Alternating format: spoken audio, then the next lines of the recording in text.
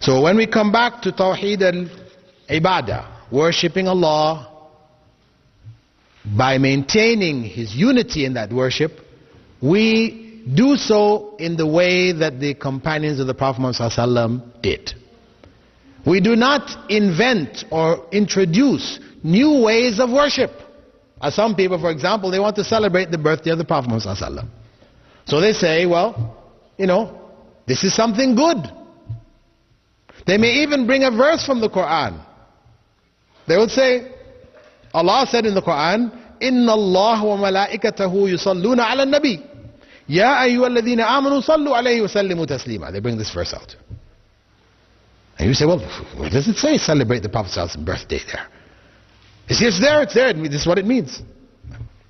It's their interpretation. Right? Their interpretation. The point is that the companions of the Prophet ﷺ didn't understand that verse that way. And that's why they never celebrated his birthday. And he himself didn't understand that verse that way, and he didn't celebrate his birthday. And the early generations didn't celebrate his birthday. It wasn't until some 400 years after the time of Prophet Muhammad ﷺ that his birthday began to be celebrated in Egypt in the Fatimid Shiite rule. In the Fatimid Shiite dynasty in Egypt, the celebration of the Prophet ﷺ's birthday began. So we say this is not legitimate. Some people say, well, okay, leave that aside. Just the idea of celebrating his birthday, what are we doing in the celebration? We're only remembering Rasulullah ﷺ. We're asking Allah to bless him. These are all good things. We remember his seerah, his life, and all this. These are all good things. You say this is not good in Islam? Yes, these things are good things. But to combine them on that day, every year, you have now created something new in the religion. This is bid'ah. Similarly, we could ask, if somebody suggested to you, you have to understand bid'ah, sometimes it involves something completely new, like the idea of the birthday celebration, because we don't really have any precedents for it at all in Islam. But bid'ah may actually have precedence in the religion itself, wherein a person takes something like, after prayers, raising your hand in dua. After every prayer, people raise their hands in dua. People say, well, what's wrong with that? What's wrong with it? Prophet Muhammad ﷺ said that Allah does not like, or he is shy, that anyone would raise their hands in dua and that they would put their hands down without fulfilling their wish, their desire. Isn't that imply that we should raise our hands in dua? Prophet Muhammad ﷺ raised his hands in the dua of istisqa, the prayer to seek rain. He raised his hands so high, that's how he did it, they could see his armpits. Say, here's the evidence.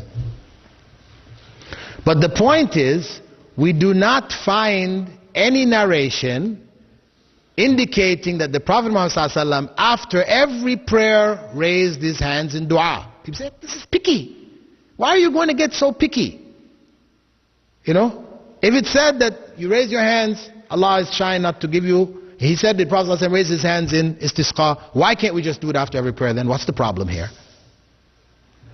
We say, the sunnah of the Prophet ﷺ is not just what he did, but also what he didn't do. You have sunnah fi'liya, the sunnah of actions which he did, and sunnah tarkiya, or sunnah of actions which he didn't do, which are religion, dealing with the religion. Of course, there are many things he didn't do which he didn't like personally. We're not talking about those. We're talking about things connected with the religion. The things he didn't do, it is sunnah not to do. Very important. Because if one opens this door, that as long as he said this, he said that, we can put it all together and come up with something which he didn't do, then the religion becomes innovated. You can now change the religion at will. Because I can bring something to you. I say to you, Prophet Muhammad ﷺ said, prayer in jama'ah is worth 27 times prayer by yourself. Everybody knows this. He also said, whenever you enter the masjid, you should pray 2 rak'at, 2 units of prayer, before sitting down. Everybody knows this. Let us put the two together. We come into the masjid, I now suggest to you, let us make tahiyatul masjid in jama'ah.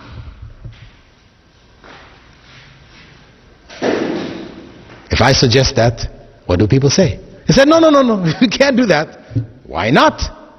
Prophet ﷺ said the prayer in jama'ah is worth more than the prayer by yourself. He also said, whenever you come in, you should do these 2 rak'ah. Why can't we put them together and do it? Well, the Prophet ﷺ didn't do it. That's why, yes. He didn't do it, so we cannot do it. He made tahajjud in jama'ah. This is also sunnah, and he did it in jama'ah. We can do it because he did it. But to do tahiyyat al-masjid in jama'ah, or to do the sunnahs before dhuhr, the sunnahs after dhuhr in jama'ah, we can't do it because Prophet Muhammad ﷺ didn't do it. And that's emphasized by his well-known statement, ما تركت شيئا يقربكم إلى الله إلا وأمرتكم به. I didn't leave anything which would bring you closer to Allah without instructing you to do it. That's the bottom line. If it's gonna bring you closer to Allah, Prophet Muhammad ﷺ told us to do it. If he didn't tell us to do it, it will not bring you closer to Allah, no matter how good you think this is, how much reasoning you give behind it, it will not bring you closer to Allah. It will take you farther away from Allah. This is the basic principle based on the statement of the Prophet Muhammad ﷺ, Man ahdatha fi amrina ma laysa minhu fahuwa rad. Whoever introduces anything new in this religion of ours, not approved by Allah and by the Messenger of Allah, it is rejected. This is to protect the religion in its pristine purity from change, deviation, etc., like what happened to the other messages which were of Islam but became distorted in time, like that of Christianity, Judaism, etc., etc.